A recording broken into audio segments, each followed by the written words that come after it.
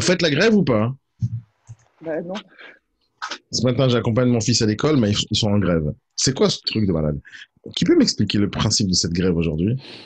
Bah, les gens, ils en ont marre, hein. J'en ai marre de quoi? Au départ, c'était pas que la SNCF. Non, mais ça, quelque chose de plus global quand même, hein. Enfin, moi, je vois bien les gens autour de moi. Et c'est vrai qu'il y a trop une disparité là qui se crée. Enfin bon, Donc pourquoi tu fais pas la grève, toi? Pourquoi Christelle fait pas la grève? Pourquoi Dominique elle fait pas la grève? Pourquoi je fais pas la grève? Pourquoi Christophe fait pas la grève? ouais, mais parce que nous, on s'en sort. Mais bon, moi, je connais des gens autour de moi qui s'en sortent plus.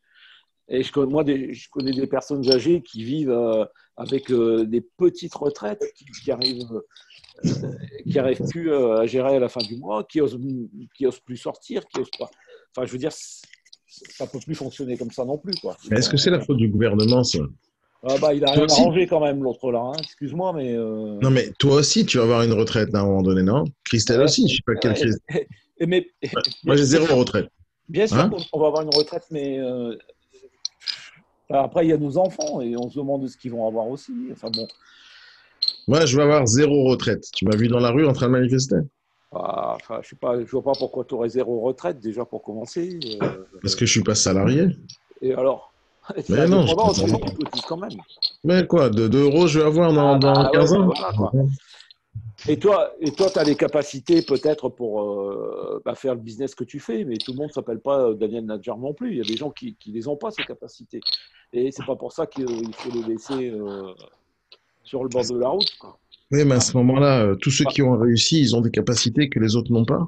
oui, mais enfin, bon, moi, Christelle, elle a des capacités que les autres n'ont pas, à part qu'elle est bosseuse et elle travaille, et elle connaît un truc. ah non, je trouve que là, c'est un peu trop facile de juger comme ça. Il y a des glandeurs, c'est vrai qu'il y a beaucoup de glandeurs, il y a des gens qui profitent du système, et ça, c'est pas normal.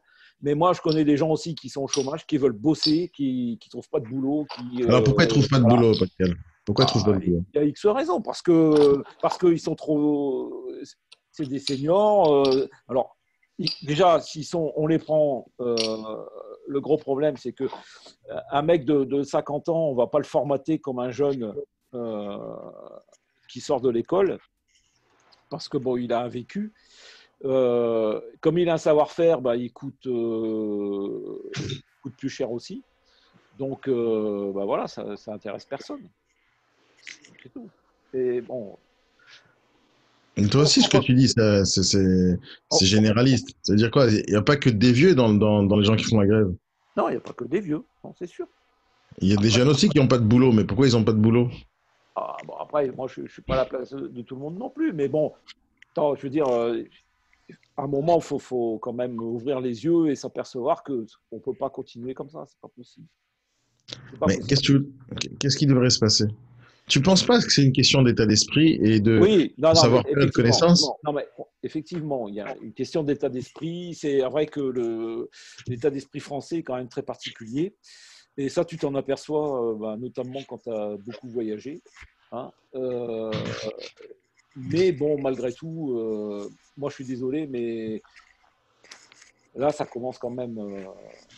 J'accompagne ce matin mon fils à l'école et il me dit que c'est la grève. D'abord, je savais pas. Moi, je croyais que c'était la grève que pour la SNCF au départ. Et je vois que c'est la grève à l'école. Mais pourquoi les profs ils font des grèves? Ah bah, ça, faut Pourquoi demander. ils empêchent les enfants d'étudier déjà? Et Ah, pourquoi les profs ils font des grèves? bah, parce qu'ils ont certainement des raisons. Moi, je suis pas prof, hein, mais bon. Oh là là. Non, je comprends pas. T'as choisi d'être prof. T'as passé ta vie à étudier pour être prof. T'es parti faire des études d'être prof. T'es parti passer, je sais pas moi, Oui, les mais peut-être diplômes que, pour être prof. peut-être que tu as choisi et que par rapport à une projection voilà. Et en fait, aujourd'hui, ben, ils ne se retrouvent plus dans cette projection parce que Qui certainement, changent de métier. c'est facile, hein. Non. On n'est pas dans un système ici en France où tu changes de métier comme tu veux aussi, hein. Ah, moi, je suis pas d'accord avec toi, Pascal. Je suis pas d'accord. T'as changé de métier, toi. Bien sûr, j'ai changé de métier. Alors, pourquoi tu dis que c'est pas possible? J'ai changé de Tout le métier, monde ici a changé de métier à un mais je le moment vois donné. autour de moi. Mais je le vois autour de moi. Christelle, tu faisais quoi avant? J'étais graphiste, T'es graphiste. Dominique, tu faisais quoi avant l'IMO?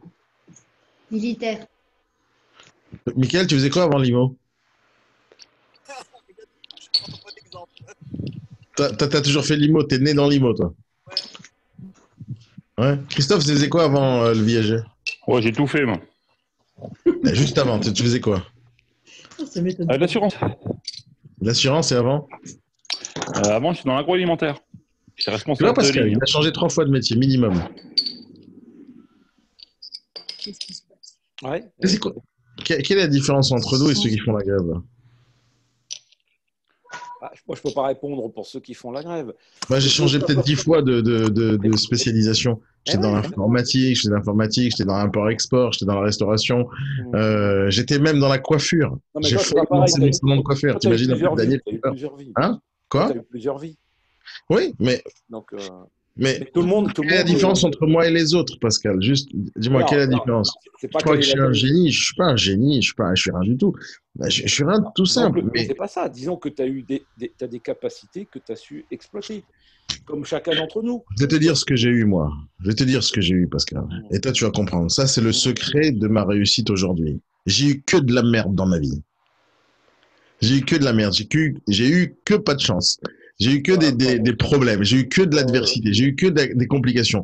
J'ai tout depuis que je suis gamin. Depuis que j'ai gamin, j'ai que des merdes. Depuis l'âge de 16 ans, je suis indépendant. Je suis parti vivre seul. Depuis que je suis gamin, je travaille. Depuis l'âge de 16 ans, je bosse. Ah ouais. Et c'est tout, c'est tout. C'est ça la réalité. C'est que toute ma vie, j'ai dû me débrouiller seul. Toute ma vie. Ouais. Après, ce que tu as peut-être, c'est une force de caractère que certains n'ont pas aussi. Donc voilà, mais Avec l'affrontement des ennuis, en fait. Tu forges un bon sabre dans l'adversité. C'est tout. C'est la seule chose. L'adversité forge le caractère. oui, C'est la seule chose. bien sûr. Il y a deux choses quand tu es face à l'adversité. Soit tu t'écrases et tu te suicides, soit tu passes et c'est tout. C'est la seule chose qui existe. Je suis d'accord avec toi. Par contre, approche-toi de ton micro, Michael. Les meilleurs qui font face à l'adversité et qui ont eu la merde dans leur vie. Les meilleurs, ce n'est pas les gens qui ont fait le parcours administratif, les meilleurs de la classe, tout ça. Eux, non. Dès qu'ils sont confrontés à un problème, ils pliquent la tête dans le nez. Parce que c'est des gens qui n'ont jamais eu aucun problème. Je vais te dire un truc. J'ai eu un problème sur un dossier de location. J'étais avec une dame qui travaille au 16e. Cette dame, elle a complètement pété un câble parce qu'il manquait un diagnostic. Et pour elle, c'était la fin du monde. Parce qu'elle était dans le 16e, elle n'a jamais eu aucun problème, cette dame. Et elle me dit, oh là là, mais comment vous avez fait pour gérer cette crise absolument extraordinaire? C'est parce qu'elle n'a jamais été confrontée à un seul problème de sa vie. Comment s'est retrouvée dans le 16e? Elle était mariée à quelqu'un de riche, c'est ça? Oui. Elle était élevée dans le 16e, qui est dans ce monde-là. Elle était dans un cabinet de gestion du 16e, et ça se voyait à sa manière de parler, à son éloquence, tout ça, qu'elle était de ce monde-là, et qu'elle n'avait pas l'habitude des problèmes, des ennuis, de tout ce qui s'ensuit, en fait. Et elle était, entre guillemets, très compétente, mais dès qu'elle était confrontée à un problème, c'est la fin du monde. Regarde, ma vision des choses, Pascal, c'est que quand tu as le dos au mur, et en face de toi, tu as un ravin, tu as un seul choix, c'est d'avancer. Tu as un seul choix, c'est On est bien d'avancer. d'accord. Non, mais ça, j'en disconviens pas, on est bien d'accord. Oui, mais les autres, ceux qui font la grève maintenant, ceux qui sont au chômage maintenant, qui se plaignent, ceux qui font les gilets jaunes, ils ont le dos au mur. Et moi, je pense pas qu'ils ont le dos au mur parce qu'ils sont salariés quelque part, ils font la grève. Hein. Pour faire la grève, il faut que tu sois salarié. Hein. Quand tu es au chômage, tu fais pas la grève. Parce que tu vas faire la grève d'un job que tu n'as pas. Tu les vois pas dans la rue, tous ces gens qui sont au chômage. C'est un peu... Justement, donc les gens qui font la grève maintenant, ils ont pas le dos au mur. Ils n'ont pas le dos au mur. Ils ont un job, ils ont un salaire. Il y en a qui l'ont. Il y en a qui l'ont. Non, s'il l'avait, il ne le ferait pas. Je suis d'accord avec Daniel. Parce que si tu n'as pas... Ouais. Enfin, bon, moi, tu vas pas dehors, tu cherches comment te débrouiller, tu cherches comment survivre. moi, j'ai pas d'avis bien arrêté, mais je trouve que c'est trop facile de tirer des conclusions comme ça sur faire une généralité. Je pense qu'effectivement, dedans, il y a des gens qui n'ont rien à foutre là, qui feraient mieux d'aller bosser. On est bien d'accord. Mais il y a aussi des gens, et moi j'en ai autour de moi, des gens qui n'y arrivent plus parce qu'on leur pique du pognon sans arrêt. On me pique le pognon à moi aussi, Ouais, Pascal. On te attends, pique moi, du il y a un pognon à truc, toi bien aussi. sûr. Et moi, là, je suis plus d'accord parce que, quand même, aujourd'hui, on te dit les caisses sont vides. Mais il va où ce putain de pognon? Moi, Bah, il va j'aimerais dans qu'on- bah, il va dans l'hôpital quand tu auras un problème. Arrête. Il va dans l'autoroute quand tu veux rouler. L'autoroute, Il va elle dans sort les écoles. pas dans Bah, les par exemple, autoroutes. mon fils, là, il va dans une école. C'est pas moi qui l'ai construit, l'école. Le pognon, il va pas dans les autoroutes. Les autoroutes, Mais c'est elles pas sont moi qui l'ai amorties. construit, l'école. Mais- Pascal, c'est pas moi qui l'ai construit, l'école. non. Mais C'est pas moi qui l'ai moi, construit. ce que je veux te dire, c'est qu'il n'y en a pas un qui est venu, hein, que ce soit n'importe quel gouvernement, il n'y en a pas un qui est venu clairement nous dire voilà, il y a tant de recettes, il y a tant de dépenses et où le pognon il va. Voilà. Non. Là, ils te disent les caisses de ci, c'est vide, les caisses de ça, c'est. En fait, il n'aura que du pipeau. Ouais, ouais. Et Moi, ils moi, nous je suis prennent pas pour des d'accord. cons. Voilà, Moi, je suis pas d'accord avec toi. Quand tu as une entreprise, tu dois gérer les dépenses, les charges, les Ah oui, bien investissements, sûr, tu dois bien sûr. charger les prud'hommes, Bien sûr. tu dois te charger d'absolument tous les problèmes que tu as dans une vie. Le salarié, à la fin du mois, il veut son salaire à la fin du mois. C'est comme ça, il veut son salaire. Mais il sait pas les problèmes que le patron a. Il sait pas. Il sait pas toutes les D'accord. charges qu'il a. Il dit, moi, je m'en fous s'il a investi des sous ici et là. Moi, je veux mon salaire à la fin du mois. Donc, chacun regarde midi à sa porte. Exactement. Dans la théorie, ça serait super intéressant que tout le monde fasse ça. Mais les gens, ils regardent pas ça. Et ils devraient regarder un peu plus loin. Ils devraient regarder la problématique de l'entreprise, par exemple. Ou ils pourraient regarder la problématique du pays. Et les gens, ils veulent que le pays soit celui qui va résoudre les problèmes de tout le monde. Je te donne un exemple. Moi, il y a quelques années, j'ai eu un problème. J'ai eu un problème de santé. Je me suis retrouvé aux urgences 3 fois. Moi, je me rappelle pas avoir cotisé de l'argent, avoir fait une donation pour qu'il y ait un hôpital qui me reçoive aux urgences. Pourtant, 3 fois les pompiers sont venus, 3 fois je me retrouve aux urgences toute la nuit, 3 fois j'ai eu des urgentistes, des médecins qui m'ont Ah, mais ausculté. ça, Ok. on le fait. Après, je me suis retrouvé 3 semaines en réanimation où il y avait des docteurs, des trucs, des médecins, des infirmières. Je me rappelle pas avoir dépensé 1 euro pour ça. J'ai mes enfants à l'école, je me rappelle pas avoir dépensé 1 euro pour ça. J'ai une ville magnifique et je me rappelle pas avoir dépensé 1 euro pour la sécurité ou pour la beauté ou pour la propreté. Je me rappelle pas avoir dépensé 1 euro pour ça. Alors il y a des impôts, ok, il y a quelqu'un en haut qui décide où vont aller mes impôts. Et il gère ça. Si maintenant on va dire aux citoyens, écoute citoyen, commence à bâtir, hein. Allez, fais-moi un petit hôpital. À ton avis, quel genre d'hôpital on va avoir? Il n'y en aura pas Mais parce que non, tout le monde a envie de garder son fric dans la poche. non, ça, je suis d'accord. Mais c'est un peu simpliste Non. quand même. Mais c'est pas simpliste, c'est simple. Non, c'est simpliste. Moi, je te dis, l'argent, de l'argent, il y en a. De l'argent, il y en a. Et seulement, on n'est pas foutu de nous dire où il est. Mais je sais pas où tu as vu l'argent quand tu sais que la France est en dette de 2000 milliards de dollars, d'euros. Il n'y a pas d'argent. L'argent, il va rembourser les prêts qu'on a fait pour financer notre système. C'est là le problème. Tu sais qu'on a plus de dettes au niveau de remboursement de notre crédit que de financement nous-mêmes. On est obligé d'emprunter pour rembourser. Donc l'argent, il va nulle part. L'argent, si on était une entreprise, on serait déjà en faillite et on serait déjà en redressement judiciaire. Il y aurait déjà. Ouais, ça, c'est ce qu'on veut bien te dire. Non, mais c'est la vérité, Pascal. Ah, c'est la vérité. Parce que au gouvernement, on t'a dit que c'était comme ça et que. Non, il faut arrêter de croire tous ces guignols là. C'est surtout ça qu'il faut arrêter de faire. Tu peux pas dire ça. Il y a des guignols, c'est vrai. T'as qu'un aller te présenter à la présidentielle. Pas du tout. T'as qu'un aller être ministre, aller être député. Mais j'en ai pas envie. J'en ai pas envie. Je te dirais une chose, d'après toi, pourquoi est-ce que tous les hommes politiques qui sont venus, qui ont dit on va tout changer quand ils arrivent au pouvoir, ils font plus rien, d'après toi? Parce que déjà c'est des pions déjà. Parce qu'ils voient la situation catastrophique et ils disent putain, c'est pas possible de faire autrement. C'est ça, je suis sûr que c'est ça, mais ils peuvent pas le dire parce que ça ferait un scandale. Non, c'est pas ça. C'est presque ça, Michael. Et écoute, il y a un gars, j'ai déjà donné 1 ou 2 fois cet exemple, mais j'ai vécu ça. J'ai vécu cette situation. Écoute, il y a un gars dans le pays où je vivais, en Israël, il y avait un grand commandant, enfin le commandant de toutes les armées, d'accord? Je sais pas comment on appelle ça en France, mais c'est le chef de toutes les armées, d'accord? Il s'appelait Arik Sharon, d'accord?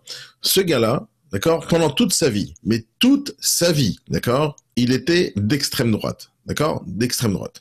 Il voulait absolument se battre contre les Arabes, contre l'Arabie Saoudite, etc. Il voulait absolument faire la guerre à ces gens-là, matin, midi et soir. Et il était pro les territoires occupés. Il disait, nous, on va s'étendre, on va prendre des territoires, etc., etc. Il dit, jamais je rendrai les territoires. D'accord, c'est un peu politique, etc. Mais bon, peu importe. Il faisait toute sa vie, hein, pendant 50 ans. C'était son maître mot, jamais je rentrerai les territoires et je vais faire la guerre aux Arabes toute ma vie, etc., etc. Il finit l'armée, il part à la retraite. Devine quoi? Il se présente à la présidentielle. Et il devient le président du pays, d'accord? Il devient le président du pays. Et à ce moment-là, qu'est-ce qu'il fait? Presque ses premiers jours, hein, dans les 3 premiers mois, qu'est-ce qu'il fait? Il rend les territoires. Et il crée l'Antifada. Non, lui, qui pendant toute sa vie a dit jamais je rends les territoires, c'est le seul président qui a rendu les territoires, le seul, unique. Alors que toute sa vie, maintenant, qu'est-ce que je te raconte? C'est qu'à un moment donné, on vient l'interroger, il y a un journaliste qui vient le voir et lui dit, dites-moi, monsieur Richard, comment c'est possible que vous rendiez les territoires alors que toute votre vie, vous étiez complètement à l'inverse? Et là, il te dit une phrase. Il te dit une phrase qui est un truc de ouf. Il te dit, les choses que je vois d'ici, je ne les voyais pas de là-bas. Et il dit exactement ce que tu dis, Michael. C'est-à-dire que quand tu es à l'extérieur, tu es sur le terrain, tu vois certaines choses. Quand tu montes au pouvoir, tu regardes tout d'en haut et tu dis, ah, en fin de compte, c'est la cata. Il faut faire quelque chose. Et là, ou tu arrives à changer les choses, ou tu n'arrives pas à changer les choses parce que c'est irredressable, ou parce que tu n'as pas les idées pour changer les choses, ou tu n'as juste pas les idées. Regarde.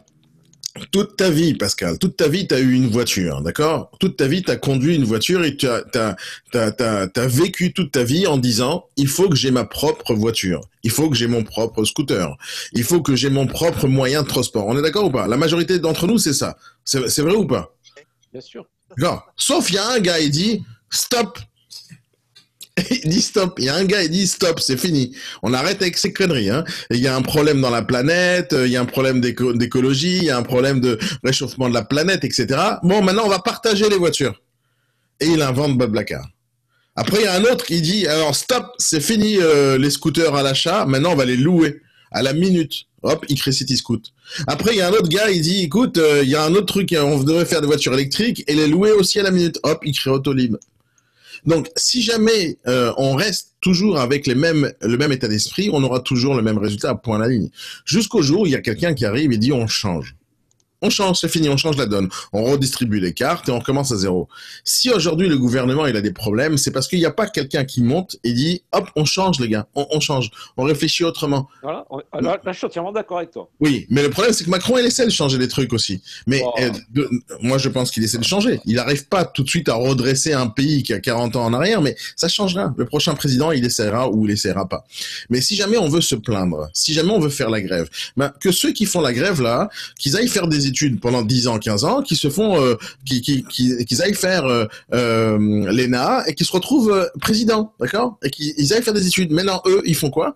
Ils jouent à la PS4, ils regardent Netflix et YouTube. Et à la fin, ils se plaignent. À la fin, ils se plaignent. Moi, j'ai aucune empathie. Aucune empathie pour ceux qui font la grève. Aucune empathie pour les gilets jaunes. Aucune empathie pour les glandeurs. Juste aucune. Non, mais là, tu généralises. Moi, c'est ça que je te reproche. C'est que tu généralises. Mais oui, mais alors... Non, mais c'est vrai. Je suis désolée, c'est vrai. À un moment donné, je suis désolée, je peux pas mettre la caméra. Mais il faut y arrêter un petit peu. Ils sont tous là en train. Ils ont peu d'éducation. Qui c'est qui est dans les rues, justement? C'est ceux qui n'ont pas un gros salaire. Ils ont peu d'éducation. Ils comprennent pas tout ce qui se passe. Par contre, c'est tellement français. Moi, j'ai vécu à l'étranger. J'étais immigrée à un moment donné pendant 3 ans. Mais putain, je m'intégrais au pays. Je n'étais pas là en train de parler en français, à gueuler comme un veau, etc. Comme beaucoup font ici en prenant tout pour acquis. Les grands-parents, du coup, de ceux qui ont été ici parce qu'on a eu besoin d'eux pour les colonies, etc., ils avaient plus de respect pour la France et les Français que leurs petits-enfants maintenant actuellement qui prennent tout pour acquis, qui sont vraiment des petits cons qui t'engueulent pour le moindre truc. À côté de ça, toi, les Français, quand tu galères et que tu as le SMIC et que tu galères, tu n'y arrives pas. À côté de ça, eux, les gilets jaunes qui râlent sur leur statut, etc., et le reste, et ben, en attendant, ils vont s'acheter des iPhones à 1200 balles à Noël et ils râlent comme quoi ils n'ont pas assez de trucs. Ils n'ont pas compris que le CDI et le CDD, il faut y arrêter. Ils n'ont pas compris qu'il faut se bouger le cul. Ils n'ont pas compris, ils sont juste ancrés dans leur droit de grève et tout ça. Et moi, ça m'énerve. J'ai même des clients hier qui ont commencé de me parler de ça. Ça m'a fait bien rire. J'ai galéré à vendre leur maison. Au final, ils sont contents, ils sont soulagés. Mais putain, ils sont tous là en train de dire on galère, on galère, on galère. Mais c'est toujours la même chose. Mais les gilets jaunes, à un moment donné, enfin, les gilets jaunes et tout ça. Mais tu regardes, excuse-moi, est-ce que c'est les cadres qui vont faire grève avec les gilets jaunes? Les gilets jaunes, Ah oui, CSP, oui, c'est pas les cadres. Si, il y a des cadres. Alors là, je suis désolé, il y a des cadres. Hein. Enfin, peut-être quelques-uns. Moi, mais j'en connais. regarde l'année dernière. Non, mais peut-être quelques-uns, c'est normal parce qu'il y a des trucs qui déconnent, mais ils sont tous là en train de taper du truc sur Macron. Je regarde pas toutes les actualités parce que honnêtement, je comprends pas tout et moi, j'essaye de m'en sortir. Mais à un moment donné, ils n'ont pas compris qu'il faut secouer le cocotier. Et ils sont tous là en train de dire on veut mai 68. Mais ça n'arrive pas parce que justement, dès qu'il y a un truc qui bouge, il n'y a rien qui se fait derrière parce qu'ils sont tous là en train de dire ah mais non, faut pas faire ci, faut pas faire ça, faut pas machin, faut pas bidule. Enfin voilà, on pourra aller loin sur le sujet, mais bon, voilà, désolé, j'avais besoin de le dire. Ouais, t'as bien fait, Aurélie. C'est super, c'est pour ça qu'on t'a laissé parler, parce que c'est intéressant ce que tu dis. Je donne mon avis, mais parce que du coup, tu peux pas le dire en public, tu peux rien dire parce que sinon tu te fais traiter de tous les mots. Et franchement, ça me fait halluciner. J'ai essayé de créer une SAS il y a 4 ans. Elle me coûte la peau du cul pour la fermer alors que je suis à découvert à mort. Mais il y a plein de trucs qui déconnent. Il y a plein de trucs qui déconnent. Mais personne, dans les Français en tout cas, mais dans les personnes qui ne sont pas au gouvernement, c'est sûr, hein, les saletés de sénateurs qui ont la retraite à vie, qui ont le cumul de salaire, c'est pas normal. Et ben voilà, donc sur le fond, ça, je suis d'accord. Et ben au voilà, contraire, je suis la c'est ça le première à problème. dire. C'est pas normal qu'ils aient tous des chauffeurs. Quand on tape du doigt sur, comment il s'appelle, là, Eva Joly, là, son pays d'origine, je sais plus si c'est la Norvège ou la Suède ou un truc comme ça. Mais à un moment donné, les Français, il faudrait qu'ils regardent un petit peu ce pays-là parce qu'ils ont des bonnes choses, à mon avis, qu'on pourrait intégrer chez nous. Mais non, les Français restent des Français, ils sont râleurs et ils veulent le beurre, l'argent du beurre, la crémière, le couteau à beurre, le plat qui va avec et puis la personne qui tartine. Je vais te dire un truc, bravo Aurélie. Je vais te dire un truc. Si jamais vous étiez tous millionnaires, vous en auriez rien à faire si un président il roule comme un millionnaire. C'est exactement ça. Absolument, absolument. Oui. Les États-Unis, c'est pas comme ça. Hein. Les États-Unis, ils se plaignent pas que Obama il est dans une super voiture. Hein. Les États-Unis, les Américains, ils se plaignent pas que Donald Trump il est. Ils savent ce que c'est que de faire du business. Ils savent que celui qui a sa BM, machin truc, ou sa grosse caisse, ou sa Maserati ou un truc, ils savent qu'il l'a gagné à la sueur de son front. Et, pas râler, pas être jaloux, etc. Et c'est du business. Mais là-bas, il n'y a pas de jalousie de ce point de vue-là. Il n'y en a pas. Tout le monde a envie de dépasser l'autre. Tout le monde a envie de dépasser l'autre. Tout le monde a envie d'être le meilleur. Tout le monde a... Ils ont inculqué, depuis que je connais les États-Unis, pas depuis longtemps, hein, depuis une vingtaine, trentaine d'années, depuis que je connais comment ce pays fonctionne, j'ai vu qu'une seule chose dans tous les films, dans tous les trucs que tu regardes à la télévision, dans toutes les émissions, tout le monde a le même principe dans leur langage, c'est American Dream. Tous ceux qui vont aux États-Unis, ils ont l'impression qu'ils vont vivre le rêve américain. C'est quoi le rêve américain? C'est la possibilité que n'importe quelle personne peut arriver et réussir. C'est pour ça qu'ils ont été si fiers qu'un noir arrive au pouvoir. Déjà, s'il y a un black, il arrive à devenir président de la République, tout le monde peut y arriver. Tout le monde peut y arriver. Hein? Moins plus qu'une femme présidente. Oui, mais tout le monde croit à la possibilité que tout est possible là-bas. D'accord? Ici, c'est l'inverse. Tout le monde pense que leur vie est finie. Que leur vie est finie. Tu sais, j'ai pas vécu aux États-Unis. J'ai passé là-bas que 4 jours dans ma vie. Que 4 jours dans ma vie aux États-Unis. Et je suis parti là-bas pour le boulot. Ici, j'ai vécu, ça fait 17 ans que je vis en France. Et j'ai eu beaucoup d'expérience en termes de business et j'ai créé une boîte qui a fait des millions. Quand j'ai fermé la boîte, jusqu'à aujourd'hui, les gens, ils m'insultent parce que j'ai fermé une boîte. Il me dit, je suis un rigolo parce que j'ai fermé une boîte qui valait des millions. Mais il n'y a aucun qui a fait les millions. Il n'y a que des rigolos qui me disent pourquoi tu as fermé, il fallait garder les salariés, etc. Je fais non, je ferme la boîte parce que je ferme la boîte. C'est ma boîte, je fais ce que je veux déjà. Et ici, les gens, matin, midi, soir, ils te rappellent ce que ils auraient voulu que tu fasses ou ce qui est à leurs yeux des échecs. Alors qu'aux États-Unis, quand j'étais là-bas, les gens, je leur ai raconté ma vie, mon parcours. Les gens, ils ont dit, OK, super, t'as eu des échecs, génial, viens nous en parler. Et ils voulaient travailler avec que des gens qui ont eu des échecs aux États-Unis. Parce que l'état d'esprit il est différent. Ils disent, voilà, s'il y a quelqu'un a des échecs, c'est celui avec qui on va confier les rênes d'une boîte pour qu'il évite de faire 2 fois la même connerie. Et en France, non. En France, quand tu fais une erreur, c'est fini, t'es barré à vie. C'est ça. Moi, je suis pas d'accord avec toi, Pascal. Non, mais Du moi, coup, je suis pas d'accord avec. Non, mais ce que tu viens de dire, je suis d'accord à 300%. Oui, mais c'est un état d'esprit. Je pense réellement, sûr, Mickaël, c'est un dans état 3 secondes, je te d'esprit. laisse la parole. Bien sûr. Je pense qu'en France, le vrai problème des Français, c'est leur état d'esprit, c'est leur Je suis mental. tout à fait d'accord. Il y a deux Ils n'ont choses. pas un état d'esprit de business, ils n'ont pas un état d'esprit. On est d'accord. Il y a l'état d'esprit, c'est un fait, ça c'est clair, et je partage totalement. Maintenant, il y a autre chose qu'il faut prendre en considération, c'est que pour moi, ça fait déjà quelque temps, on est au bout du système tel qu'il est là actuellement. Et ça, il faut quand même en prendre conscience, que tu le veuilles Ok, ou pas. qu'est-ce que tu ferais, Pascal?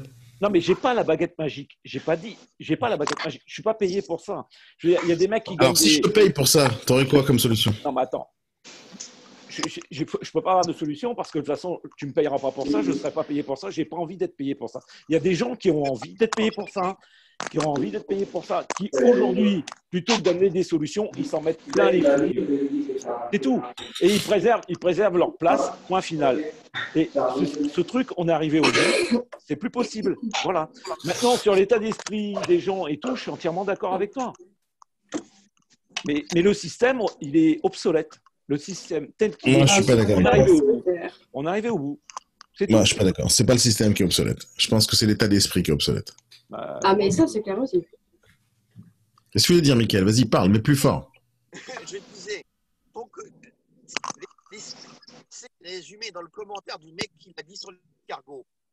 C'est tout l'état français et tout l'état d'esprit français est dans ce commentaire.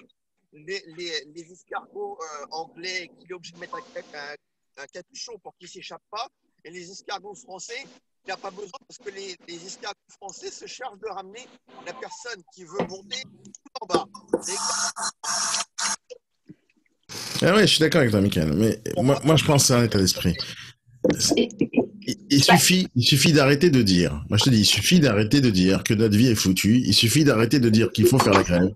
Il suffit d'arrêter le chômage. Il suffit d'arrêter le pôle emploi. Il suffit d'arrêter tous ces trucs-là. Il suffit d'arrêter le CDI. Il suffit d'arrêter le CDD. Les CDD, moi, je suis d'accord. Parce que ça, il faut arrêter toutes ces conneries. Il suffit d'arrêter les 35 heures. Maintenant, il n'y a qu'en France. Hein. Moi, j'ai vécu dans un pays où le CDI, ça n'existe pas. Le CDD, ça n'existe pas. Et les 35 heures, ça n'existe pas. Ben, devine quoi? Il n'y a pas de chômage. D'accord. Donc, c'est bien. Il n'y en a juste pas. Il n'y a pas de chômage. Les gens, ils vont sortir et ils vont bosser. Le système est obsolète. C'est bien ce que je te dis. Ben oui, mais c'est génial de dire c'est obsolète. Maintenant, il faut trouver les solutions. Ah oui, il faut dire les solutions. Maintenant, si on n'a pas les solutions, on se tait. Donc, on ne se plaint pas, on ne fait pas la grève. On continue comme ça et on va dans le... Non, il faut trouver les solutions et il faut les pousser. C'est le CDD, CDI. Moi, depuis des années, quand il y avait eu le CDI qui était passé avec 2 ans de période d'essai, moi, j'avais été choquée à l'époque, je travaillais en parfumerie. J'avais été choquée, mes petites collègues de travail, où moi, j'étais là, je dis putain, j'ai enfin la chance de pouvoir aller dans une boîte, de passer à autre chose que petite salariée Enfin, moi, je faisais des CDD à l'époque, je les accumulais. Et j'ai eu la chance de pouvoir aller en tant qu'attaché commercial dans une boîte avec ce nouveau CDI, avec la période de 2 ans. Je ne sais plus comment il s'appelle. Et ben, j'ai une de mes petites collègues à l'époque qui m'a dit oui, mais tu te rends compte, il peut te virer du jour au lendemain. Je l'ai regardé, je lui ai dit mais heureusement quelque part, si je bosse pas bien, bah, au moins il se débarrasse de moi. Mais si je bosse bien, bah, moi je gagne tout. Et j'avais été choquée par cette mentalité que je retrouve à chaque fois, qui est tellement française et qui n'est pas entre guillemets anglo-saxonne avec le travail. Tu es là pour travailler, tu es là pour faire du business, ce n'est pas des œuvres de charité, les entreprises. Or, la plupart de la mentalité française des employés qui sont vraiment axés sur leur train-train, ils se plaignent tous comme quoi le patron gagne trop sa vie et qu'eux, ils ne gagnent pas assez, mais ils ne sont pas productifs. Toutes les entreprises à qui moi j'ai eu affaire, si jamais ils travaillent avec du Luxembourg, de l'Allemagne et des États-Unis, quand ils ont les 4 dans leur groupe de travail, alors l'allemand, il est très productif, l'anglais, je ne sais plus quoi, l'américain, il fait plein de propositions, et le français, c'est ce qui remonte tout le temps, c'est il râle. Il râle comme quoi, non, c'est 18h, il faut que je m'en aille. Non, demain c'est férié, je travaille pas. Ah bah c'est ça. C'est toujours la même mentalité qui remonte. La mentalité française, elle est plan-plan. Ils Mais veulent tout à fait. tous avoir le droit de faire la Tout à grève, fait. mais pour toujours la même chose. Mais il y a une chose aussi, c'est que dans les pays anglo-saxons, on fait tout pour que tu fasses ton business et on ne te met pas C'est des ça. bâtons dans les roues. En France, quand tu veux monter un business, ça devient, enfin, c'est le parcours du combattant. Exactement. Ah, on fait rien pour, en fait, promouvoir ce business et que les gens fassent du business. Voilà. Et ça, c'est pas le problème des gens, c'est quand même le problème De nos l'administratif politiques français administratifs. et Voilà. des règles à Moi, la con j'ai été très française. longtemps à l'étranger. Moi, je suis revenu, je suis descendu de l'avion, un exemple hein, parmi d'autres. J'ai voulu un téléphone, j'avais besoin d'un téléphone. Je ne savais pas comment ça fonctionnait ici. Enfin bref, je suis allé chez Orange, j'ai voulu acheter un téléphone, pas de problème, monsieur, téléphone. Vous voulez quoi? Un iPhone. Hein. Je ne savais pas comment ça marchait, les contrats. J'ai pris un abonnement sur 2 ans. Ça me coûtait à l'époque un peu plus de 120 € par mois. J'ai dit, Putain. allez-y, faites-le. Au moment de payer, il commence à me demander un justificatif de domicile et tout. Je dis, pardon. Je descends de l'avion, je dis, ça fait 25 ans que je suis plus en France. Je dis, ah bah non, bah, c'est pas possible. Je me suis bagarré pendant des heures, pas moyen d'avoir un téléphone. J'avais l'impression que j'arrivais de la planète Mars. D'accord? C'est ça. Bon, et tout est à l'avenant en France. Pareil, moi, je suis arrivé une fois, par exemple, à Bangkok, à 1h30 du matin. J'avais pas de visa, rien du tout. J'étais emmerdé comme pas deux. Je suis arrivé à là-bas, j'ai pas de visa. Pas de visa, monsieur, pas de problème. J'allais là-bas. Et à 2h du matin, il y avait une petite nana dans une guitoune. Elle a pris mon machin, elle a pris un tampon, elle m'a mis un passeport. Et vas-y, passe. Voilà. Je veux dire, ici, tout est compliqué. C'est ça la différence aussi avec les mentalités anglo-saxonnes et autres. Voilà. Et je suis tout à fait d'accord avec toi. C'est facile d'aller dire ah oui, mais les gens aussi, les gens ça. Non, on fait tout pour les emmerder, les gens. C'est ça. Aussi. C'est quand, Oui, qu'on- mais la c'est quand qu'il y a eu une mentalité, grève en Angleterre? Pour le Brexit. Mais avant ça, il y avait quoi? Bon, il y a eu plein. Hein. Il n'y a pas eu de grève pour le Brexit, il y a eu une manifestation, c'est la même chose. Non, les grèves, c'était pendant Thatcher. Alors, les c'est les grèves, seules c'est grèves, vraiment- celle de Non, mais Thatcher. après, je pense que les gars, après, vous pouvez pas comparer l'incomparable. Là, j'entends la Thaïlande. Bon, après, en Thaïlande, les gars, il y a pas vous n'avez pas le service social que j'espère un Non, jour. mais- On est en France. Non, mais moi je parle pas du service social et tout. On a la meilleure couverture sociale. C'est Non, ça. mais en fait, moi, je pense qu'en France, la grosse Je parle de la problématique. complication. Et à chaque fois que quelqu'un veut faire quelque chose ici, c'est très compliqué. On est bien. Non, moi je pense pas, honnêtement, je pense pas. Ah, Regarde, je suis en si. train de créer, Ah, si. franchement, je vais te dire honnêtement, je suis en train de créer une société avec des potes. On a déjà des rendez-vous avec différents fonds d'investissement publics qui sont prêts à nous recevoir et nous financer, même à des hauteurs de 1 million d'euros. En fait, tout est possible. Sauf que le français, par définition, je parle de toi comme moi, on est des suffisants. Parce qu'on est français, les portes doivent s'ouvrir. Parce qu'on est français, ça doit être facile. Les gars, n'oubliez pas, Non, on est non, dans un non, pays où Non, on non, nous a- je suis pas d'accord. Rien Moi, je à suis voir. pas Ah non, complètement mais d'accord pour tu avoir peux pas ça. être d'accord, mais moi, tu peux me laisser finir aussi. Oui, oui, Après, pardon. Après, je vais te dire un truc. On est quand même dans un pays où, si vous voulez pas travailler, vous avez ce luxe-là aussi. Si la vie, un jour, elle vous met un taquet sur la nuque, parce que c'est bien beau, on parle toujours qu'on est en bonne santé, qu'on peut faire les choses. Moi, je viens d'un milieu où mon père, il a toujours travaillé toute sa vie. Il était artisan, il n'était pas commercial en immobilier. Donc, là, il va finir avec une spondylarthrite ankylosante. Eh ben, je suis bien content que mon père, qui a travaillé depuis l'âge de 14 ans et qui maintenant est dans la merde parce qu'il ne peut plus travailler, je suis bien content qu'on soit dans un système français où il ne va pas crever de faim, mon père. Tu vois? Ben, je suis d'accord avec toi. Il faut arrêter de tout le temps vouloir tirer la couette de son côté. En fait, en France, vous voulez tous déshabiller Paul pour habiller Jacques. Mais que qu'on soit tous sur un pied d'égalité, non. Les cheminots descendent dans la rue, vous les insultez. Quand c'est les étudiants, les jeunes, ils sont toujours en train de se plaindre. En fait, le problème, c'est qu'au lieu d'être solidaire et de se dire, écoutez, on peut essayer de réfléchir. Non, en fait, solidaire, c'est Daniel, bien. trouver une solution commune. Tout le monde cherche une solution pour soi, son propre confort, en oubliant les autres. Et après, on donne des leçons de morale. Bien ce que je dis. Bah, et justement, les cheminots, ils pensent quand même beaucoup à leur gueule. À un moment donné, ils défendent leurs droits en prenant en otage la France. Il y avait un truc qui déconne. Non, mais les cheminots, c'est des abrutis finis. Ils sont en train de défendre les droits qu'on leur a donnés à l'époque où il y avait les mines. grave. Oui. La prime du charbon, non mais non. Non, mais c'est du n'importe quoi, ça. Et il y a quelqu'un qui est au-dessus, là, en haut, Macron, qui est capable d'écouter ce qu'ils sont en train de dire. Moi, je suis pas d'accord quand Macron va écouter les cheminots, le dire stop, point. Avant, c'était le charbon, aujourd'hui, c'est l'électricité, juste tu te tais.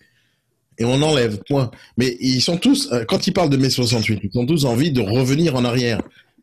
Mais ils ont tous vu Retour vers le futur 1, 2, 3, et ils voudraient bien le 4.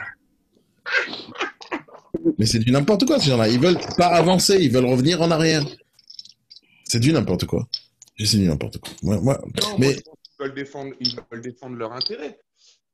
Bien sûr qu'ils veulent défendre leur intérêt. Mais... À l'époque, on a vendu une partie de la SNCF, c'est pareil. Enfin, je veux dire, on leur a pas demandé leur avis non plus, quoi.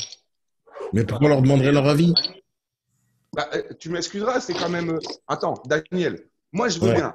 Moi, je veux bien que demain, tes impôts, ils financent les péages. Je veux bien que mes impôts, ils financent les voies de chemin de fer. Mais ce que je veux pas, c'est que mes impôts, quand je contribue avec mes impôts sur un produit fini, je veux pas que derrière le produit fini soit vendu avec marge et que, en fait, on nous... T'imagines, c'est comme si tu faisais une cagnotte, tu vois, tu mettais dans une assurance vie et qu'à la fin, on disait, bah non, l'assurance vie, on l'a vendue à un Italien. Bonne journée, monsieur Nadjar. Mais c'est le business, mon cher ami.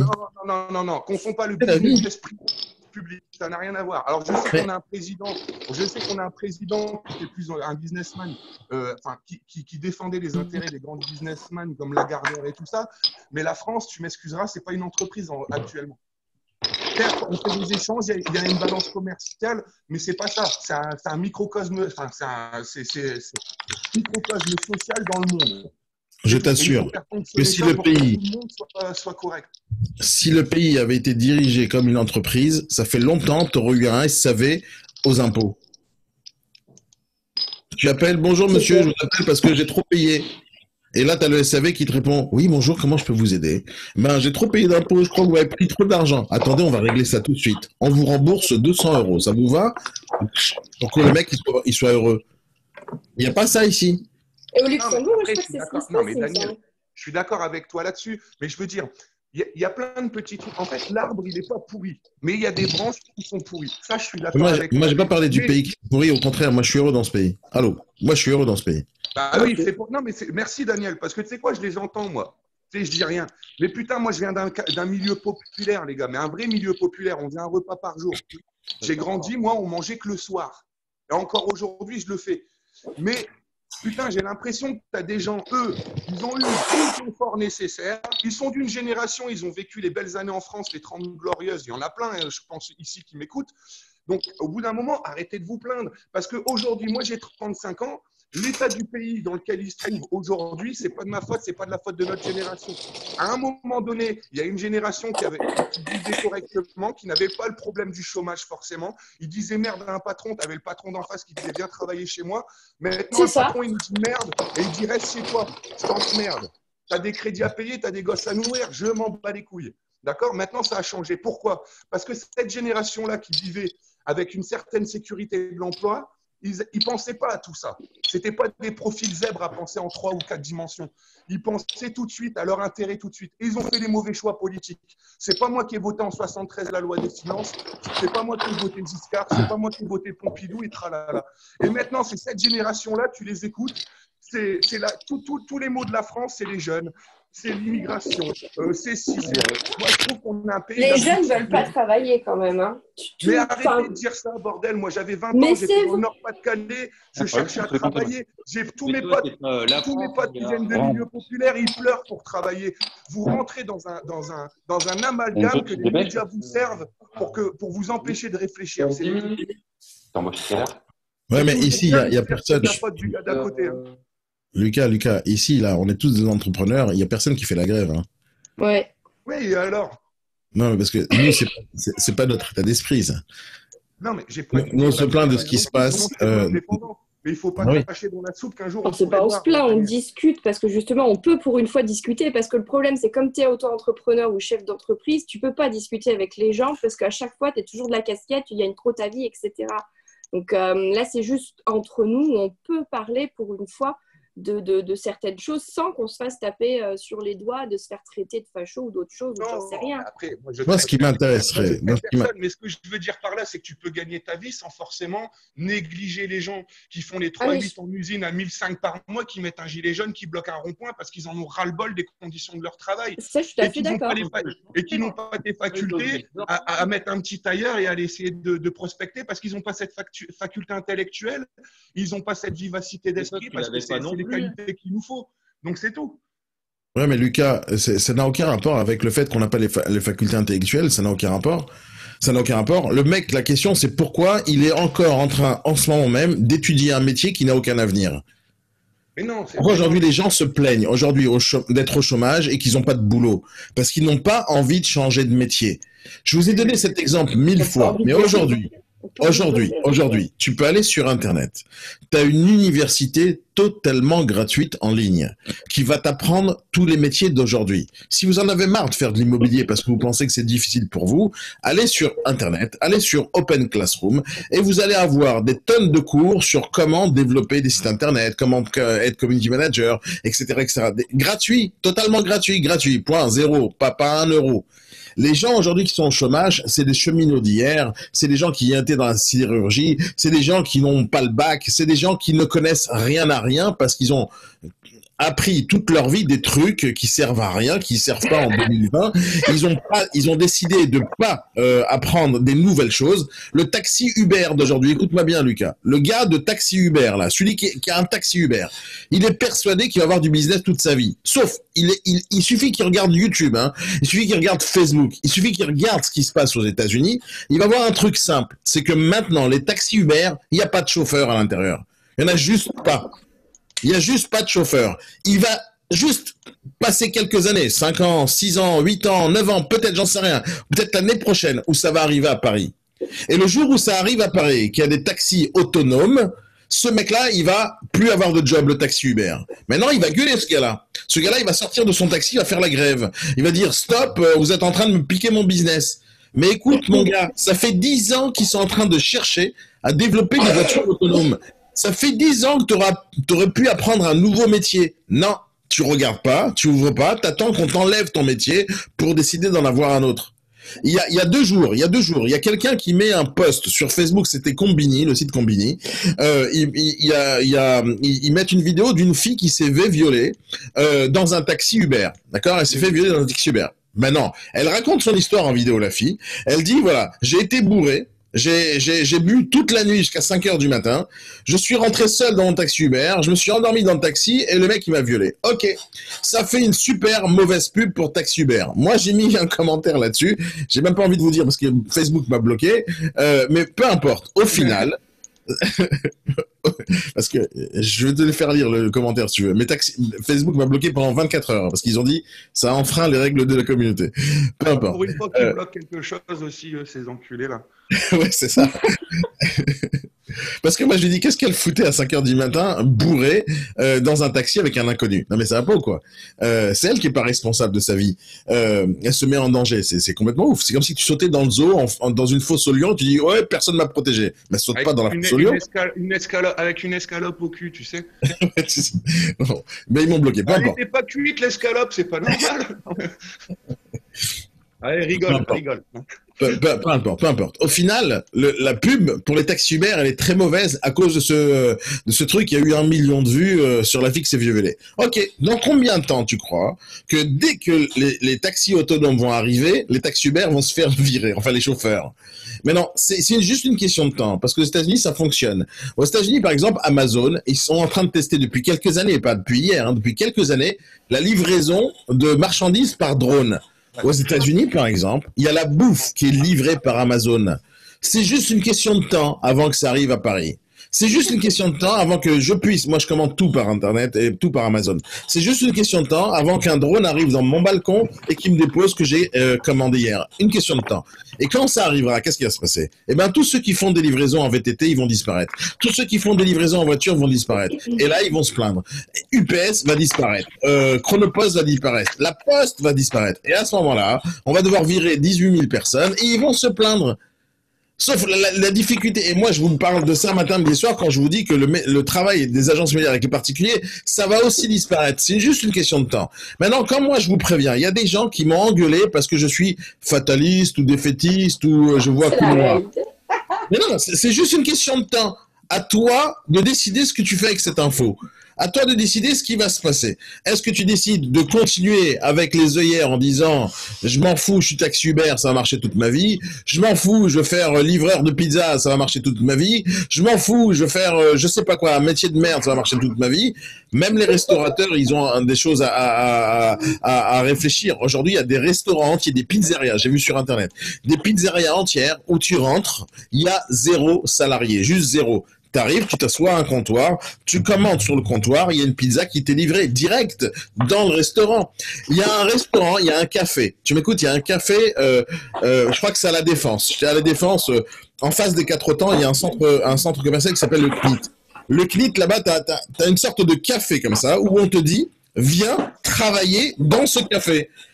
Viens, il y a Internet, il y a des prises, il y a tout ce que tu veux. Passe ta journée ici si tu as envie, à rien foutre. Mais comme on va pas t'obliger à consommer du café matin, midi et soir, paye 5 € par heure. Et donc, pour 5 € par heure, tu as un bureau, tu as Internet, tu as une prise. Dans combien de temps tu crois que les gens vont commencer à réfléchir que ça sert à rien d'être dans une entreprise pour qu'on te donne un bureau? Ouais, mais Alors, attends, pour Daniel. 5 balles par journée. Je comprends très bien ce que tu veux dire, Daniel, mais regarde. Moi, je viens de Fourmi dans le Nord. Les gens qui veulent s'intéresser un petit peu et vérifier ce que je vais dire, c'est une ville, Daniel, écoute bien, parce que je comprends ton raisonnement, mais après, écoute le mien aussi. Parce que tu vois, le problème, c'est ça. C'est déshabiller Paul pour habiller Jacques. C'est ça le gros problème de la France, c'est qu'on ne trouve pas l'équilibre. Tu vois, en France, à Fourmi, une petite ville de campagne dans le nord de la France, on produisait 38% de la laine tissée nationale. Et il y avait 14 usines, 17 cafés. C'était une ville ouvrière. Oui, franchement, c'était. Moi, je l'ai encore connu quand j'étais gamin. J'ai des souvenirs où il y avait encore un peu de travail. C'était dynamique, ça travaillait, les commerçants travaillaient. Il y avait moins de délinquance, il y avait moins d'embrouilles. C'était plus paisible, d'accord? Et un jour, on a été fiers de présenter un ingénieur français. En fait, il faut savoir que si nous, c'était à Fourmi qu'on tissait le fil, c'est que l'humidité dans l'air nous permettait d'avoir un tissage parfait. Et on était réputé pour ça même dans le monde entier. Et en fait, un ingénieur français, un col blanc, il est arrivé, il a dit bonjour, j'ai trouvé la machine qui va vous permettre d'humidifier et de créer le même taux d'humidité et de pouvoir aller dans un pays où vous allez pouvoir exploiter les gens à 4 fois moins cher le salaire. Les patrons, qu'est-ce qu'ils ont fait? Ils se sont frottés les mains. En peu de temps, sur les 14 usines, il y en a 9 qui ont fermé. T'imagines l'impact social dans la ville et sur les commerces. Maintenant, demande-moi quel côté je suis. Laisse-moi finir. L'État, quand ils ont vu l'ampleur de la gravité du truc pour la région, parce que c'était grave, qu'est-ce qu'ils ont dit? Ils ont dit stop, on arrête. Arrêtez les délocalisations. Les patrons d'usine, tu sais ce qu'ils ont fait? Un soir, dans la nuit, alors que les ouvriers, devant les ouvriers, hein, on commençait à démonter des machines, à les envoyer, on leur disait non, c'est pour la maintenance. Alors que tu sais qu'en maintenance industrielle, c'est les gars qui se déplacent, c'est pas les machines. Hein. Bref. Et ils ont envoyé tout, c'était marqué Roumanie, Pologne, d'accord? Et un matin, ils sont arrivés à l'usine, elle était en train de brûler, les pompiers étaient en train d'éteindre le feu. Et ils ont délocalisé. Et maintenant, il n'y a plus une seule usine de textile. On a 39% de chômage, 33 personnes qui vivent sous le seuil. Maintenant, demande-moi de quel côté je suis maintenant. Non, attends, ce n'est pas la question du côté. Écoute, Daniel, je termine mon raisonnement. Vas-y, finis. Ces salariés-là, d'accord? Tu dis oui, des fois, c'est simple. C'est comme Macron quand il dit tu traverses la rue. Ouais, il y a 30 ans, on traversait la rue, on trouvait du travail. Maintenant, tu traverses la rue, tu trouves un mégot de clope, tu la fumes, tu fermes ta gueule. Maintenant, ces gens-là, non, c'est pas vrai, Daniel. Mais non, mais moi, j'ai 35 ans, j'ai fait que ça, de chercher du travail à un moment. Alors, tu sais que c'est pas vrai ce qu'il dit. J'ai dû faire 1200 km pour trouver vraiment un travail. Tu comprends? Oui, tu l'as fait. Tu l'as fait, tu as trouvé, n'est-ce pas? Paris, ce n'est pas que Montpellier, que Marseille, que Lyon. Dans les campagnes, si mais qui t'a dit d'habiter en campagne? Écoute, si tu es père de 3 enfants, tu as un crédit, tu as acheté ta baraque, tu as un crédit sur le dos, ton usine, elle ferme parce que ton patron, il a décidé d'aller faire vivre dans un autre pays du monde des gens parce que lui, ça lui fait augmenter sa marge. C'est pas mon problème. Ce n'est pas mon problème, Lucas. Je suis Non, pas là mais pour moi, régler je les me mets à la problèmes du place monde. du père C'est pas de mon famille, problème. je me mets à la place du père de famille qui se retrouve avec 3 gosses, avec des indemnités chômage et on lui dit faites une C'est reconversion. pas mon problème. C'est juste pas mon problème et c'est pas le tien non plus. Moi, regarde, tu sais, tu me parles à moi et le problème c'est que t'es mal tombé et tu parles toi alors que toi-même tu es la preuve que si jamais tu veux bosser, tu bosses.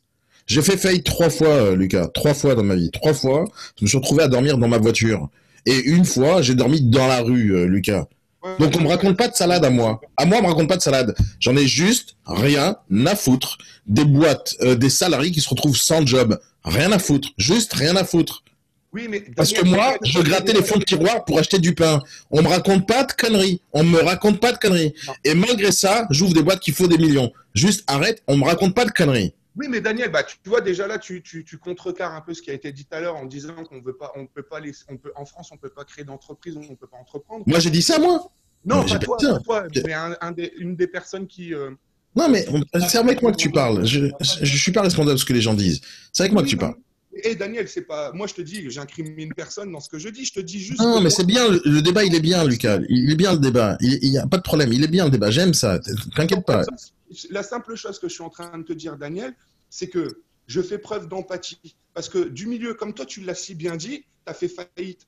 Tu as fait faillite et tout. Tu sais ce que c'est que de bouffer du caillou. Il y a des gens, ils savent pas. Ils se plaignent, ils savent même pas ce que c'est que de lécher un caillou. Moi, je l'ai vu avec un gilet jaune, moi. Non, mais moi non plus, je n'ai pas le gilet jaune. Mais je les comprends, j'en comprends. Parce que, Daniel, tu ne peux pas dire tu as une force de caractère que d'autres personnes n'ont pas. Et moi aussi. Mais non, Lucas, ma vie à moi, elle était de te donner la force de caractère que j'ai.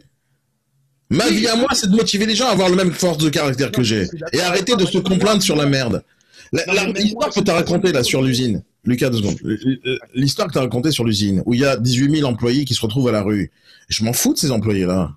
Le patron, il a été intelligent, il a trouvé une idée, et maintenant la France ne veut pas l'utiliser, hop, ça exporte. Mais maintenant les salariés, eux, qu'est-ce que tu veux qu'on fasse réellement? C'est pas de notre faute qu'il y a 30 ans, 40 ans ou 50 ans, il y a un président qui a dit il faut chercher un job pour créer, je sais pas moi,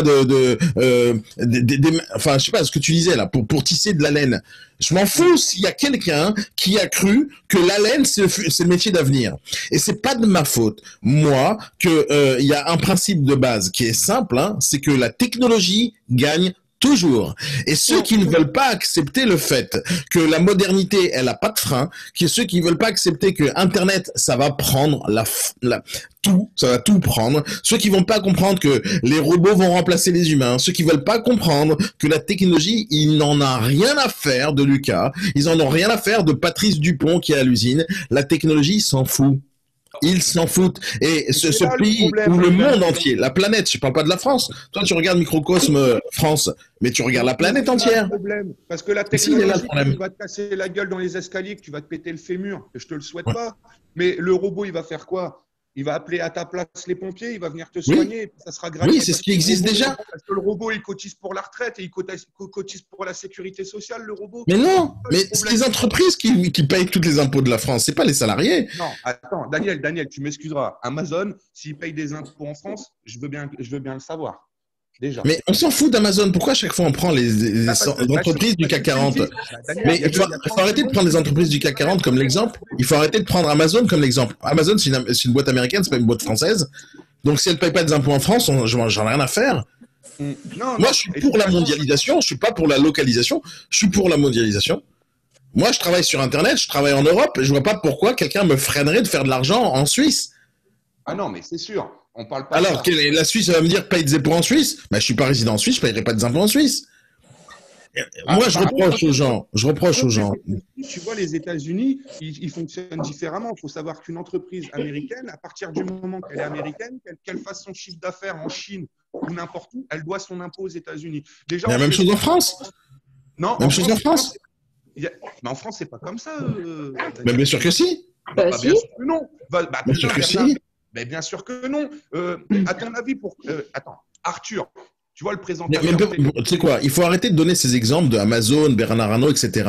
Alors que nous, on n'est pas Bernard Arnault. Je suis pas Bernard Arnault. Juste un présentateur télé qui a une boîte de production. Rothschild, je sais pas quoi, investissement, il l'a mis au Luxembourg. Mais il a le droit, c'est la loi, il a le droit. Et on s'en fout, c'est la loi. Faut arrêter de dire la loi, elle est pas bien pour lui, la loi, elle est bien pour moi. Tu as le droit de faire la même chose. Le système américain, c'est le système qui fait bander les entrepreneurs. Tu es d'accord avec moi? Non, moi, ce qui fait bander les entrepreneurs, c'est plein d'autres choses. Écoute, viens, on parle de la vie de tous les jours. Les gens qui sont en grève, là, tous les jours, là, ceux qui font la grève aujourd'hui, c'est pas Bernard Arnault, hein. C'est peut-être les salariés de Bernard Arnault. C'est pas Bernard Arnault qui fait la grève. C'est pas le patron de la SNCF qui fait la grève. C'est les gens qui ont un salaire qui se font la grève. C'est eux qui font la grève. Ouais. Donc on arrête de parler de Bernard Arnault, lui il est content, lui il en a rien à foutre de Bernard Arnault de notre discussion là maintenant tout de suite. Avec 80 milliards d'euros sur son compte, il peut. Mais il a le droit, et toi aussi tu veux ça, arrête de mentir. Toi aussi tu voudrais être comme Bernard Arnault, arrête. Non. Juste arrête. Juste arrête, toi aussi tu veux ça. Moi aussi je veux ça. En fait, je sais même pas si je veux ça. Parce que si je le veux, je l'obtiendrai. Il faut savoir ce qu'on a envie dans la vie. Daniel, coucou, depuis tout à l'heure, j'ai... Vas-y, excuse-moi, ma part, tu peux parler quand tu veux. Hein. Non, mais j'écoutais, j'analysais, je prenais tous les arguments, etc. De Lucas, de toi et d'autres. Et je suis un peu choquée de quoi d'entendre Lucas tenir un discours pareil. Bonjour Lucas. Bonjour. J'ai fait 8 ans d'études après le bac. Et si j'avais été aux États-Unis, j'aurais jamais pu faire ça. Et à aujourd'hui, je suis outrageusement heureuse de faire un chèque à chaque fois pour les impôts parce que je me dis que moi, ce que j'ai eu, ce qu'on m'a donné, je le redonne et je peux redonner la chance à des gens de le faire. Mais tu es en train de dire la même chose que moi, je suis totalement... Non. Ton discours sur les États-Unis, c'est mieux, etc. Je te donne... Vas-y, va aux États-Unis. C'était une question. Non, mais ne me coupe pas. Attends, Lucas, laisse-la parler. Je te donne 1 mois de survie au States. Parce qu'au States, tu n'as pas de sécurité sociale, tu n'as rien. Moi, je suis tombée à cheval, j'ai eu un trou dans le bras, j'ai eu 14 points en sous-cutané. En sous-cutané, je ne les compte même pas, plus tous les soins qui m'ont été donnés, etc. Je n'ai rien payé. Pourquoi ? Parce qu'on paye des impôts. Mais au-delà de ça, moi, Mélanie Cazaza, agent immobilier, le lendemain, j'étais dans ma bagnole en train de conduire avec mes poings et je me suis fait marcher dessus par un cheval et j'avais un trou dans le bras. Et ben, je suis allée signer mes compromis, j'ai assuré mes visites. Alors, je ne te dis pas, j'étais blanche, j'avais la tension, elle était au caillot zéro, mais j'étais là, j'étais présente pour mes clients.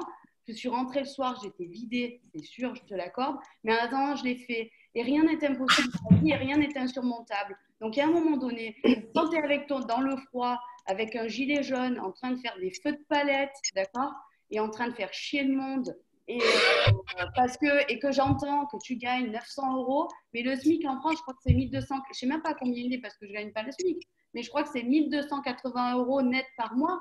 Mais alors, mec, c'est que tu ne fais pas 35 heures déjà. Ah, si. Donc, allez, au char... Non, tu peux pas me dire que quelqu'un qui fait 35 heures par mois, par semaine, il gagne 800 €. C'est pas vrai. Donc, il faut arrêter les gens pour des cons. Alors, voilà. Je peux me permettre. Alors, je te rejoins. Mon avis. Alors, je me Pourquoi le SMIC n'est pas 1200 €? Je comprends pas. Ben, le SMIC, si tu travailles 35 heures, tu gagnes 1200 ou 1280 € net à aujourd'hui. Si je peux me permettre de donc, réagir. Si tu ne gagnes pas ce prix-là, c'est que déjà que tu ne fais pas 35 heures. Et quand je vois que moi, ben, par exemple, avec Florent, on fait entre 70 et 80 heures par semaine. Mais excuse-moi, mais arrêtez. Moi, les 35 heures, je les fais en un jour. Ah. Ouais, moi aussi. Mais toi, c'est clair. Excuse-moi, je vais réagir dessus à ce que tu as dit parce qu'on n'a pas dû très bien se comprendre parce que je suis totalement d'accord avec toi. Je suis content de payer des impôts, c'est pas le cas. Enfin, c'est ce que tu as dit sur le système. Tu compatis, toi. Je posais une simple question en disant il me semble que tous les entrepreneurs bandent sur le système américain, etc. Non. Mais ils n'ont pas la même répartition. Nous, on a la chance justement d'être dans un pays comme la France. Après, ce que tu dis, va sur Google, renseigne-toi de la convention de Carrefour qui ont signé une convention où justement un salarié de Carrefour au 35 heures est payé en dessous de 1 000 € par mois. D'accord, c'était un deal avec l'État pour les cotisations sociales et patronales. Ils ont d'ailleurs eu 744 millions d'euros du CICE grâce à ça. Donc, oui, mais c'est renseigné avant de parler. Mais non, mais c'est pas notre problème, ça. Non, Mais je sais, mais je ça, veux c'est dire, pas notre problème, on ça. parlait de Les choses. CICE, Enfin, on est... ils ont financé des caisses automatiques. Tout le monde le sait, hein, tu sais. Il n'y a Oui, pas besoin de et la sortir caisse pour le automatique, elle fait pas de chèque aux impôts, tu vois.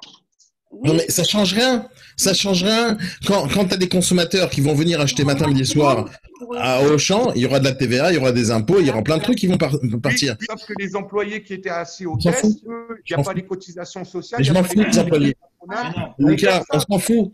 On s'en C'est comme fout. le PAP. Mais c'est ça qui C'est est comme le grave. PAP avec l'immobilier. Non. Le jour où il n'y aura que du PAP, que les agences vont disparaître, il y a un manque à gagner pour l'État. Il y a un manque de création de TVA, il y a un manque Exactement. de... Ben, plains-toi de ça. Plains-toi de ça. Parce que, regarde bien, écoute-moi bien, Lucas. C'est pas que j'ai pas d'empathie pour quelqu'un qui meurt de faim. C'est pas que j'ai pas d'empathie pour ça.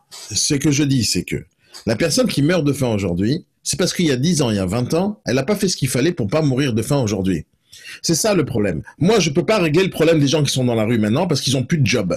Ils ont plus de job parce qu'ils ont pas réfléchi au moment où ils étaient en train de regarder Netflix, au moment où ils étaient en train de regarder la télévision, au moment où ils étaient en train de regarder Qui veut gagner des millions, au moment où ils étaient en train de jouer au loto, ils étaient pas en train d'améliorer leurs compétences pour être capables aujourd'hui, en 2020, d'avoir un job qui vaut le coup, qui ramènera des sous pour lui et pour sa famille.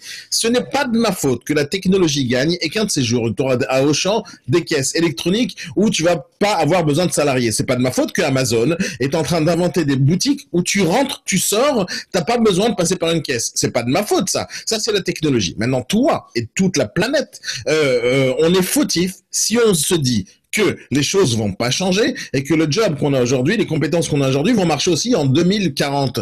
C'est juste faux. On a tous eu à la télévision des films de Steven Spielberg où il nous montre comment ça va se passer en 2040 et en 3000. On est en train de tous regarder et rêver du futur. Et le futur, il va arriver. Le futur, c'est maintenant. Le futur, c'était pas il y a 30 ans. Il y a un proverbe japonais ou chinois, je sais pas quoi, qui a sorti ce proverbe-là, qui te dit, comment tu fais pour avoir un arbre aujourd'hui de 20 ans planté dans ton jardin? Eh ben, aujourd'hui, tu peux pas avoir un arbre de 20 ans planté dans ton jardin. La seule façon d'avoir un arbre de 20 ans planté dans ton jardin aujourd'hui, c'est de l'avoir planté il y a 20 ans. Et si jamais tu veux en avoir un dans ton jardin de 20 ans, il faut le planter aujourd'hui pour que dans 20 ans, il y ait quelque chose. Ce n'est pas de ma faute. Si quelqu'un qui a décidé que sa vie, c'est transporteur en semi-trailer, et la seule chose qu'il a fait de bien dans sa vie, c'est de passer le permis, d'accord? C'est pas de ma faute. Si ce gars-là, demain, il a plus de job. C'est juste pas de ma faute. C'est pas de ma faute si quelqu'un dit que c'est plus rentable de prendre un train et de le transporter d'un endroit à l'autre. C'est pas de ma faute. C'est la faute du gars qui continue à penser que de conduire un semi-trailer toute la nuit, c'est un métier d'avenir. C'est de sa faute à lui. C'est pas de notre faute maintenant si son fils, à lui, au conducteur de camion, il regarde son papa et son papa il dit ouais, il faut aller battre, il faut aller faire la grève, il faut aller casser des boutiques juste pour qu'on me donne plus d'argent. C'est pas de ma faute si le père il enseigne mal. Et c'est pas de ma faute s'il y a des gens comme Pascal ou comme toi qui avaient de l'empathie pour ces gens-là. C'est pas de ma faute. Arrêtez d'avoir de l'empathie sur ces gens-là. Et faites que ce que moi je dis et ce que je vous essaye pourquoi j'en parle ce matin? Parce que mon job à moi, c'est de vous changer l'état d'esprit, d'être des bosseurs. Moi, ce que j'essaye de faire avec les gens tous les jours, pas que avec vous, c'est sur les réseaux sociaux, sur Facebook, partout. Quand je vois des débats sur les gilets jaunes, je viens et je me confronte à ces gens-là. Tu peux aller regarder tous les commentaires que je laisse un peu partout, sur Facebook, LinkedIn, etc., où il y a des gens qui se plaignent et je vais leur défoncer la tête. Et je leur dis arrête de te plaindre. Et je me fais insulter toute la journée, des fois, une journée entière, je me fais insulter de facho, de comment ils appellent ça, je sais pas, de riche. Ils m'ont dit hier, je suis un privilégié. Ils m'ont dit hier, ils me connaissent pas, ils me disent je suis privilégié. Et moi je dis privilégié de quoi, mon gars? Privilégié de quoi? Je travaille 14-20 heures par jour, tu me dis privilégié. Je suis un gros larbin de moi-même. De quoi je suis privilégié? Je bosse dur, toi tu glandes. Toi, tu regardes sur Facebook, moi, je bosse dur. Je suis pas un privilégié. J'ai le droit de gagner ma vie parce que je bosse dur. Toi, tais-toi parce que c'est toi qui glande. C'est pas moi. Et les gens, ils traitent ceux qui réussissent de privilégiés. Faut arrêter avec ces conneries. Et moi, mon but, c'est pas d'avoir de l'empathie envers ces gens-là. Mon but, c'est de leur faire changer d'état d'esprit. Parce que c'est le changement d'état d'esprit qui fera que les gens réussissent. C'est pas le fait d'avoir de l'empathie. C'est pas le fait d'avoir l'empathie. Quand je vous montre, par exemple, sur Insta, des vidéos de mon fils quand il fait du judo, ben, il se fait défoncer la tête des fois. Il a perdu 3 fois sa dernière compétition, il était médaille de bronze. Ok, la dernière fois, il gagne. Mais pendant toutes les fois où il a fait médaille de bronze, je l'ai encouragé quand même. Et j'étais pas en train de pleurer, oh, ils sont méchants les autres, etc. Non, bah, fallait te battre, fallait t'entraîner. Allez, bouge ton cul, mon Daniel, petit, c'est Daniel, normal. Daniel, Tu comprends ou connais un pas? petit peu. Oui, mais bien sûr, mais tu me connais un petit peu, je te rejoins là-dessus. Mais moi, j'ai pas dit que toi et moi, on est différents. Attends, À part une chose, c'est que j'ai pas d'empathie pour les gens qui voilà. Non, mais je pense que pleurnichent. c'est la seule chose qui nous différencie. Mais je sais. Après, le lefto, entrepreneur, essayer Je sais de que tu trouver l'es. des idées, etc. Tu sais très bien que c'est.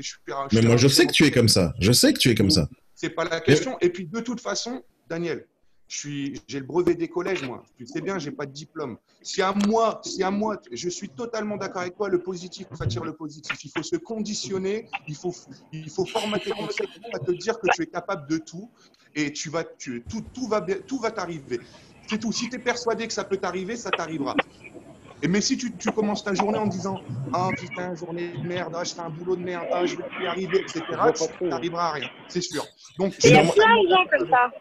et si Mais moi, ce que je te dis, Lucas, si aujourd'hui, je ne lève pas de pain, c'est est-ce que j'ai cette mentalité-là, c'est sûr. Mais Lucas, ce que je te demande de faire, peut-être aujourd'hui, essaye, d'accord?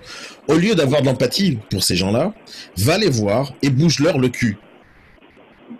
Tu comprends ou pas? C'est-à-dire que moi, quand je te dis j'ai pas d'empathie envers eux, ça veut dire que quand je vais leur parler à ces gens-là, je leur dis arrête de mettre la faute sur le gouvernement, mets la faute sur toi et commence à te bouger les fesses. Dire moi, j'ai pas d'empathie de l'autre côté, je vais essayer de leur faire bouger les fesses, tu comprends? C'est ça la différence entre toi et moi. C'est que toi, tu leur dis, c'est pas grave, je vous comprends, continuez à vous plaindre, c'est pas grave, je suis avec vous dans la manif, parce que je comprends votre malheur. Moi, je suis pas du tout comme ça. Je dis pas que je comprends votre malheur, je dis, ah, vous avez du mal? Ok, bah, bougez-vous le cul. Et je vais leur montrer des solutions. Quand je te dis, quand je leur dis, je te dis, va à l'université Open Classroom, je leur dis aussi ça sur Facebook, je leur montre le lien, va apprendre. Et ils me disent quoi? Ouais, mais j'ai appris pendant 3 ans à faire du béton, d'accord? Je vais pas apprendre maintenant à faire social media. Mais si, apprends, parce que c'est ça qui est demandé aujourd'hui, c'est pas de faire du béton. Hein? On nous demande, en fait, on nous demande.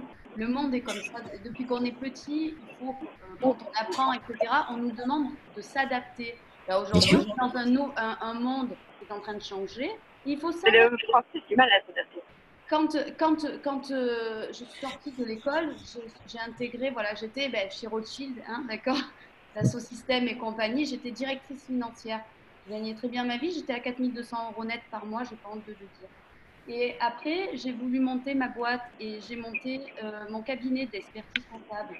Et j'ai eu un client qui a fait des malversations et qui a fait un carrousel. J'ai vu que du feu.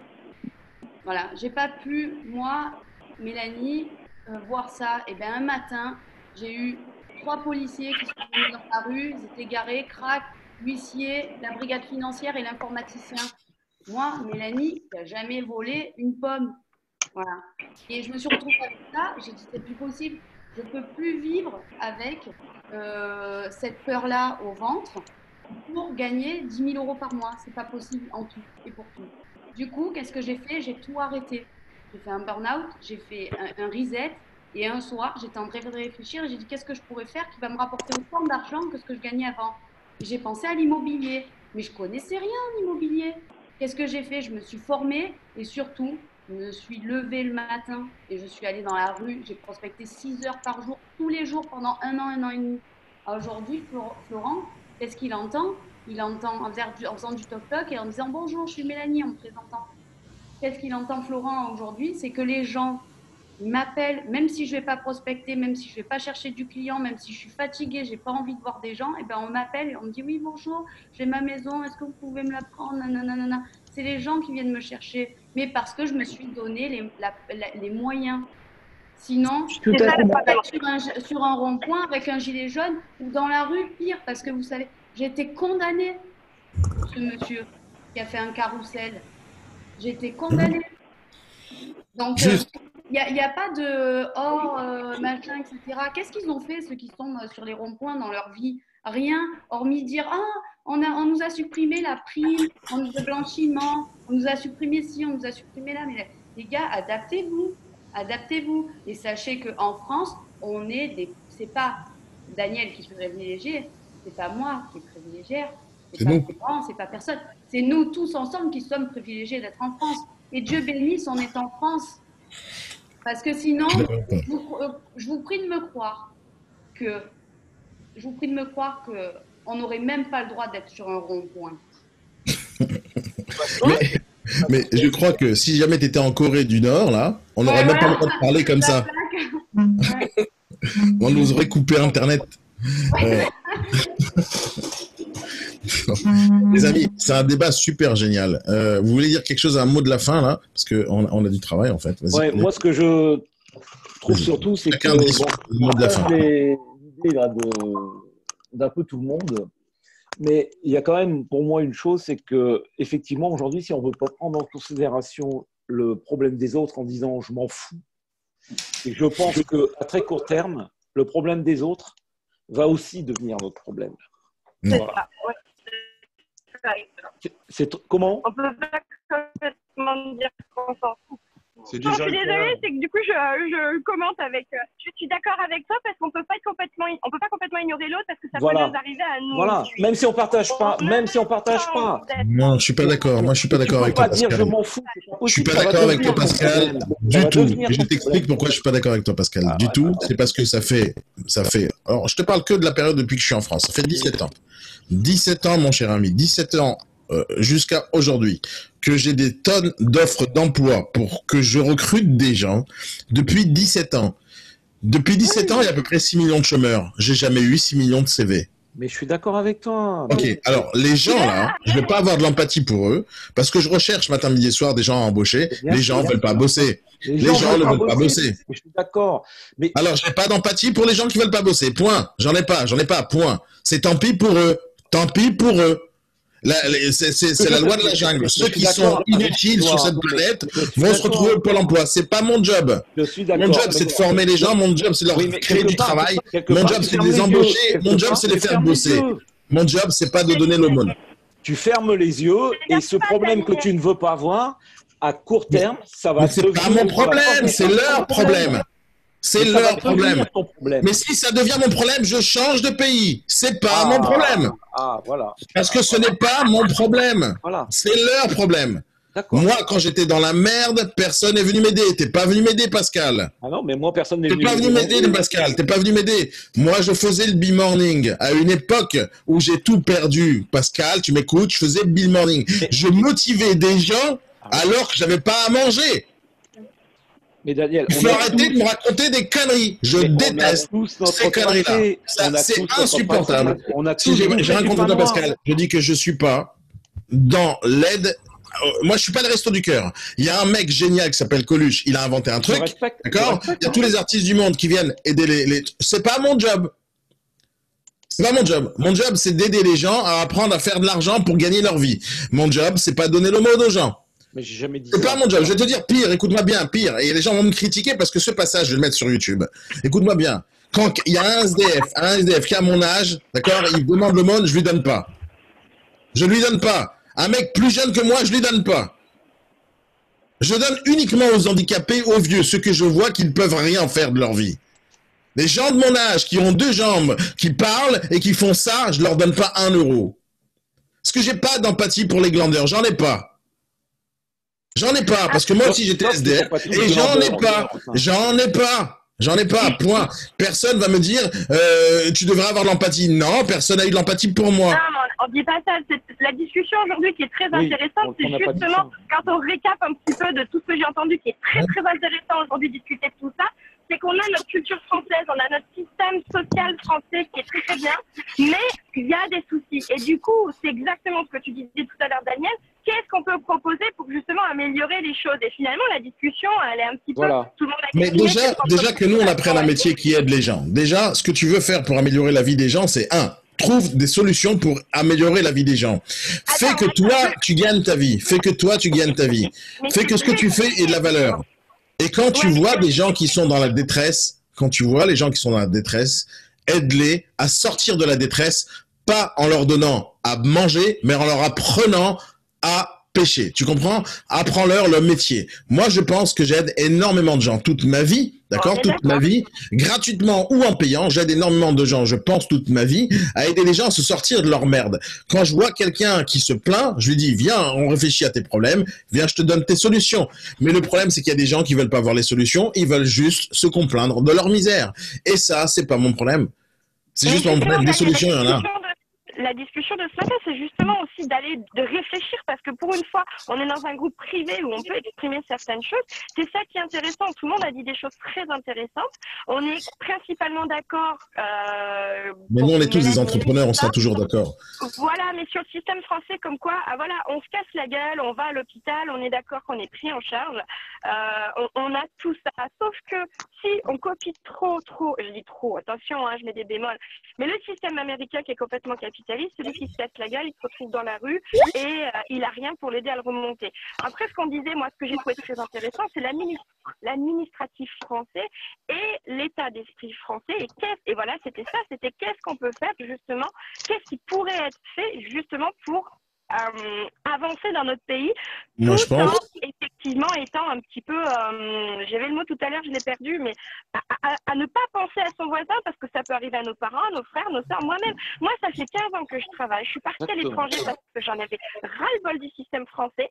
Je n'ai pas pu m'implanter dans le pays parce que, voilà, mon employeur d'époque m'a laissé tomber du jour au lendemain. Je suis rentrée en France avec la queue entre les jambes avec 65 €, avec un bagage adaptatif et tout, mais aucun Français, aucun patron français, je leur fais peur parce que je suis adaptative, parce que je veux bosser. Et en fait, je fais peur à tout le monde, mon CV comme qu'ils le voient.